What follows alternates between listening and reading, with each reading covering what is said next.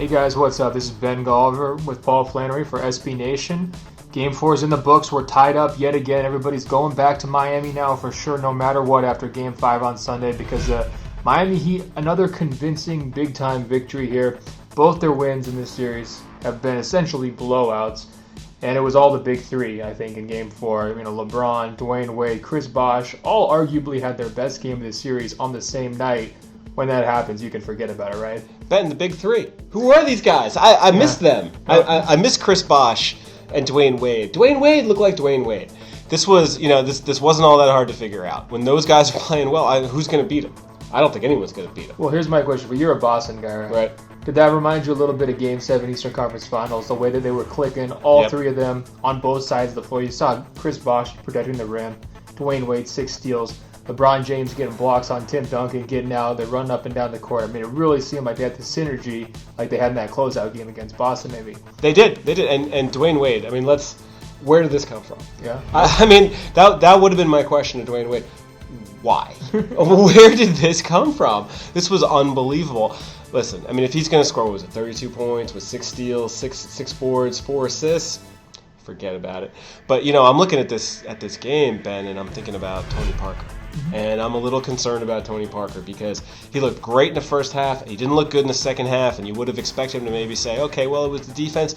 No, he said that he was not feeling great. Yeah, he said it was a little fatigued. Fatigued. I think that was the word he used on his hamstring. Yep. He had all 15 of his points in the first half, like you're saying. They only had a couple assists there in the second half, and really they fell off a cliff, and they weren't prepared to match Miami's intensity there in the second half, and he's a big part of it because he's the primary ball handler. And it would be a little bit less obvious, his injury status and maybe him not being at 100% if Manu Ginobili was there playing like normal. But I think, you've mentioned to me before, you think Manu Ginobili, he's kind of a shell of his former self, right? Yeah, shell. And crafty passer, great passer. You know what that is? That's a backup point guard. Okay. And we have killed Miami whenever they don't play well. We eviscerate these guys. Tim Duncan, the big ineffective tonight. Taking a shot at Tim Duncan. I did. Manu has been he has not been good. Well, here's my question on Manu. Yeah. Let's be math majors for a second. How many big 3, 4, 5, 6? How many numbers do we have to go before we get to Manu in that formula? Yeah. Because I'm starting with Parker. Then I'll take Duncan.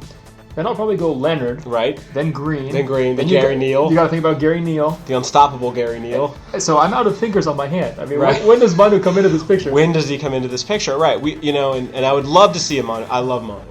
I would love to see a Manu game at some point. It doesn't even have to be a vintage 12 points, 6 assists, 4 rebounds, a couple of steals, a couple of flops, whatever, but we haven't seen it from Manu. It's funny, the last moment I can really remember him having a game-changing type impact was that big 3 he hit against the Warriors. Right. That was like a month ago. It was a month ago. That's what I'm saying. So where's this guy been? So I think that's a big key here. As we go forward now, we're looking at games 5, 6, and then possibly 7. Of course, San Antonio still's got one at home here before we go. What's got to change? Is it just him stepping up? Yeah. Is it Tim Duncan? Is it just the three-point shooters coming back? Is it Tim Duncan getting more of an established presence inside? Is it just crossing your fingers and hoping Parker's better? What can they do? Because now we've seen Miami twice. Right. Just blow it out. Second half of Game 2, they looked unstoppable.